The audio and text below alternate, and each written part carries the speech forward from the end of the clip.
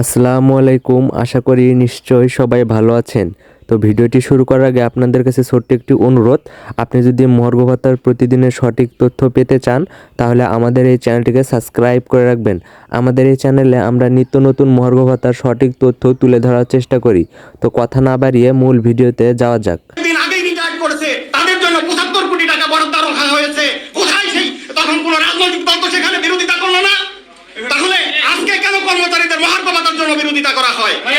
আপনারা বলেন যে সরকারি কর্মচারীদেরকে এত টাকা দিলে বৈষম্যের সৃষ্টি হবে, দ্রব্যমূল্য বৃদ্ধি পাবে। যে প্রজ্ঞাপনের মাধ্যমে মহার্ঘ ভাতা দেওয়ার জন্য কমিটি করা হয়েছে, এই কমিটি কে করেছেন? আপনারা তখন দেখেননি যে এই কমিশন দিবে? এটা কিন্তু এই সময়ের দাবি নেই, আরো 10 বছর আগের দাবি। আপনারা এই সরকার একটা দ্রুত না, তাদেরকে পেট বাঁচাতে দিন। তারা তাদের ভাইকে উন্নয়ন করতে চায় এই ভেবে যে দুমুঠো খেয়ে পড়ে তাদের সন্তানকে শিক্ষিত করতে পারলে দেশের উন্নয়ন হবে।